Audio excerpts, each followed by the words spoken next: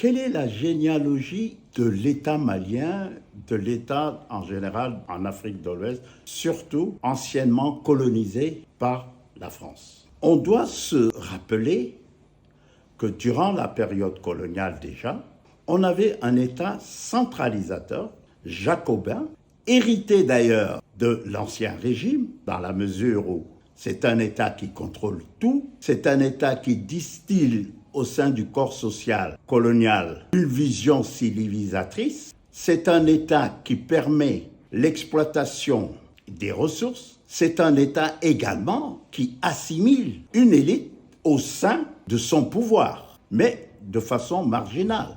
Souvenez-vous de l'école des fils de chef qui ont été mises en place principalement, pour ce qui nous concerne un peu à Kita, et ces écoles-là produisaient ce qu'on appelle des auxiliaires, mais des auxiliaires de l'État jacobin, un État colonial jacobin qui avait pour mission de contrôler et de coloniser à la fois les structures économiques et les mentalités.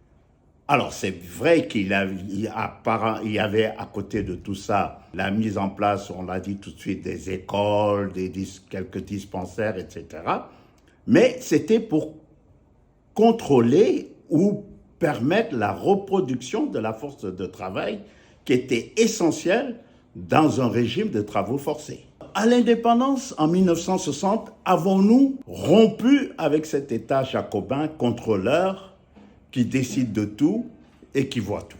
Il faut dire que les conditions historiques ont fait que l'État n'a pas connu à l'indépendance une mutation qui lui aurait permis de rompre avec le cycle de l'État colonial. On a eu à l'indépendance ici au Mali, au Sénégal, un peu partout dans les pays africains, un État jacobin qui a continué, un État d'ailleurs qui était soutenu soit par un parti unique de fait ou un parti unique constitutionnel, ou alors un parti unifié dans certains pays comme celui voisin du Mali. Et cet État-là a continué à fonctionner selon la dynamique de l'État colonial. Non pas en exploitant de façon similaire les ressources de ce pays comme le faisait la puissance coloniale, mais tout de même en décidant de tout, en orientant tout, sans le consentement dynamique du corps social pluriel. Et ça, c'est une spécificité qui est héritée de l'État colonial.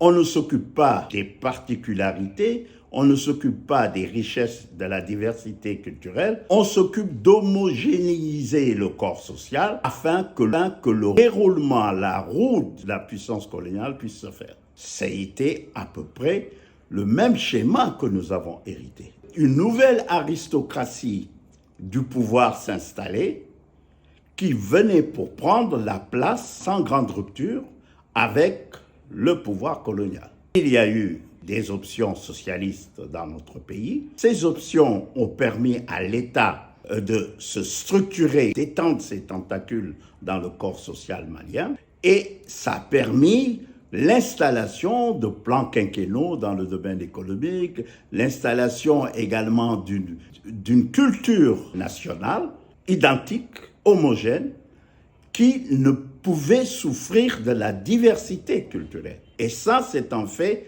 assez important dans le cas du Mali, revivifier l'élan national, l'élan patriotique que nous pouvons avoir hérité des empires que nous avons connus, des royaumes que nous avons connus.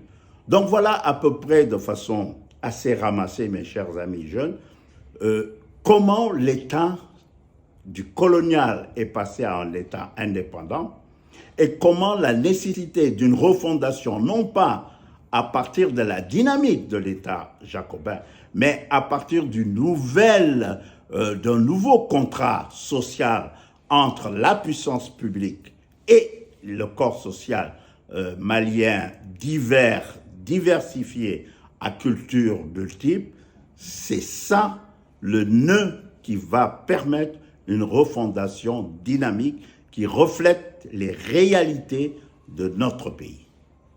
Alors, on ne peut jeter la pierre sur nos aînés parce que ce n'est pas possible. C'est faire de l'anachronisme, c'est sortir de la dynamique contextuelle dans laquelle les indépendances se sont créées.